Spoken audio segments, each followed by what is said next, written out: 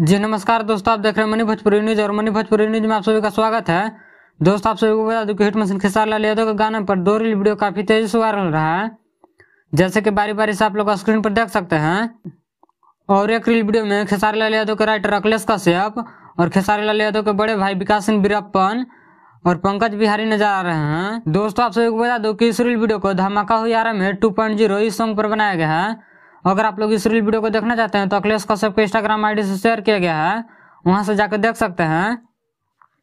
और दूसरा reel video में अखिलेश कश्यप के साथ में स्टाइलिश स्टार मोनू अलबेला भी नजर आ रहे हैं। और इस रील वीडियो को डढ़िया बढ़िया लगेला इस सॉन्ग पर बनाया गया है।